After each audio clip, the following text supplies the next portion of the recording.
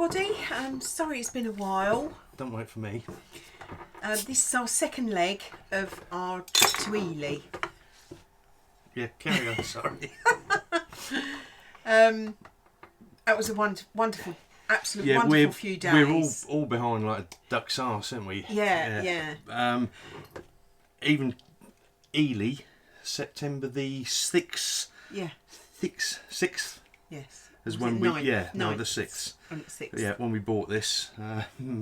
St Peter's Brewery. I did buy another beer, one of their Citra beers, which in a couple of videos ago I'd done a review on. It didn't make the right nice pint, unfortunately. No, it didn't. Yeah, but I think I mentioned at the time that you had that I'd bought their IPA, one that I bought first in about 2008. Didn't enjoy it. It was a little bit too hoppy. I've had a couple since, but this has been lurking in the cupboard, and I've been banned from drinking it. There's been well, there hasn't been many. There's been one or two little boozy evenings where I've run out of beer and have gone from this. And Deb said, no, you said you was going to film this one. So, St Andrew's Brewery. It's a 5.5%. St Andrews, it's St Peter's. They knew what I meant, because I think I said St Peter's the first time round, and I haven't even had one yet. It looks nice. Yeah. Reason first time I ever had one of these, didn't enjoy it. Very hoppy, but I do now enjoy a hoppy IPA. There you go, Bird. Do you want to try that first? Yeah. Whoa.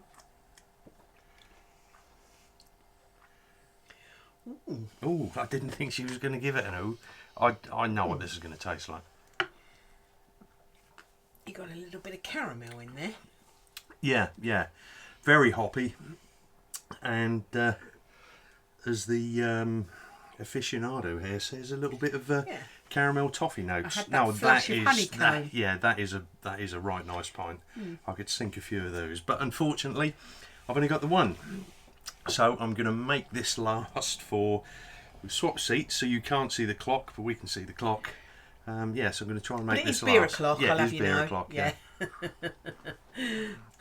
yeah. So as I was originally trying to explain, this was our second video on our trip to Ely and back type of thing. We didn't do an awful lot of filming in Ely. As some people in the last video did see, Mark was actually limping on the lock landing at Salter's Load, and he got that plantar fasciitis or something. Yeah.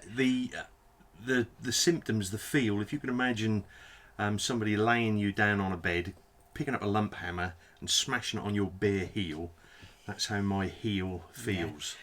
And he's still got it now. Touch wood. 9 weeks later, it's slowly getting better. Yeah, it's starting to fade. But I've had insoles. That was his that elastic stockings. That was the best bit.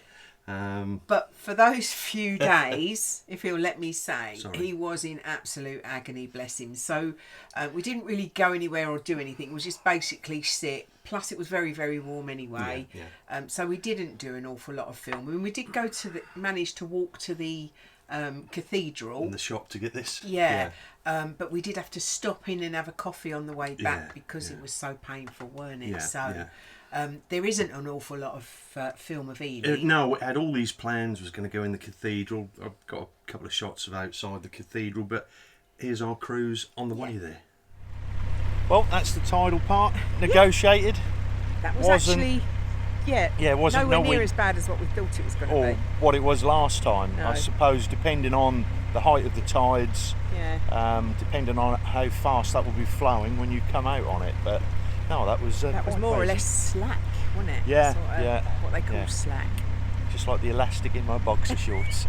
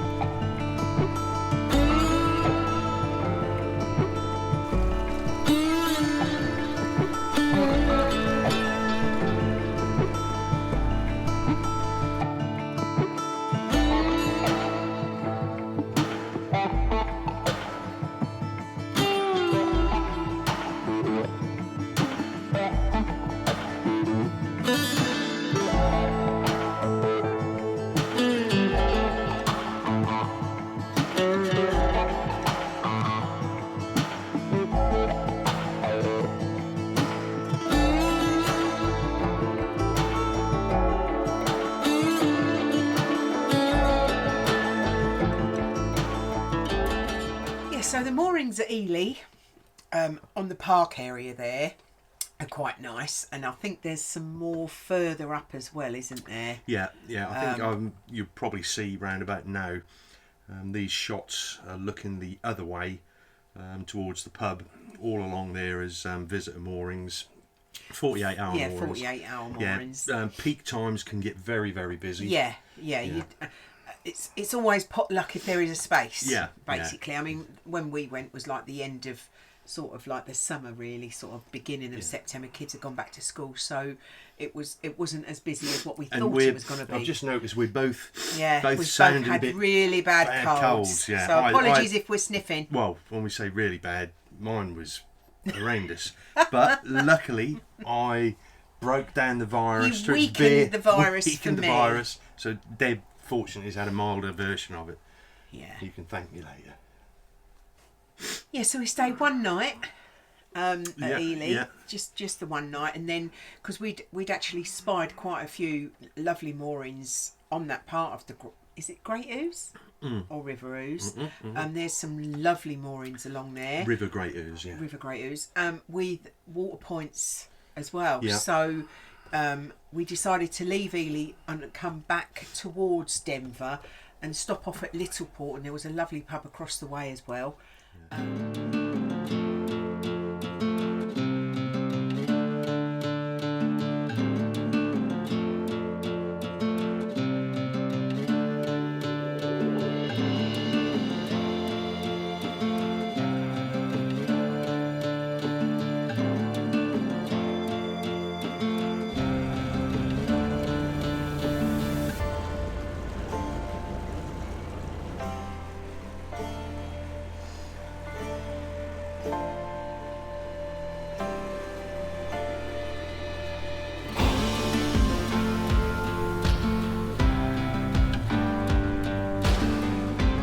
It's a warm one. Very. Yeah, yes. we've just had one night at Ely. There are 48-hour moorings there, and we just see the man come round with his clipboard, high-vis vest, taking registration numbers. He comes round sort of between 8:30 and 9.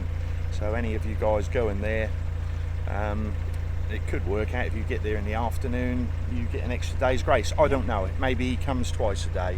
It's going to be 28 degrees today, so we're setting off a little bit early. Yeah, it's about 9:30, and we've probably got an hour's cruise.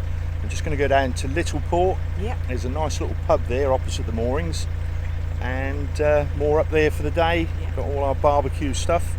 So a little bit of towpath tucker, even though on the river there isn't actually a towpath, so it's sort of tucker of some sort. Yeah.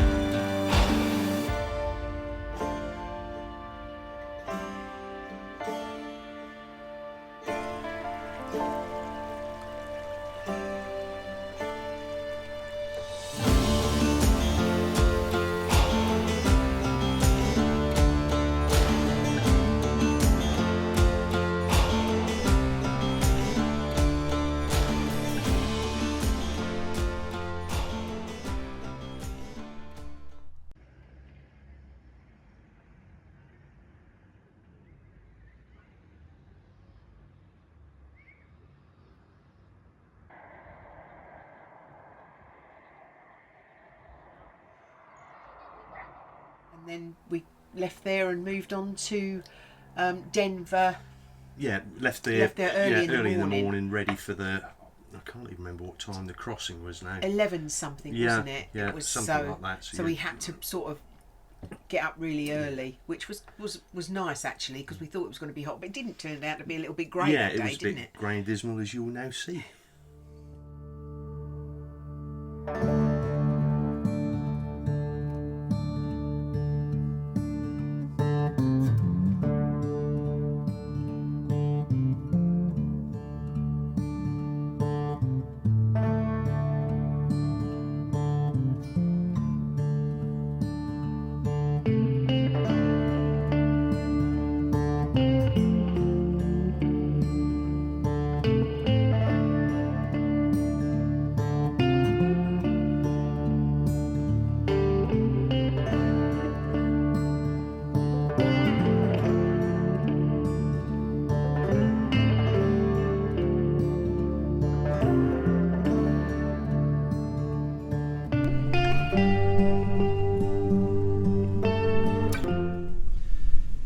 It's a little bit of a queue this morning. There's 4 of us waiting to go through, and the tide is now on the turn. It's now starting to go back that way.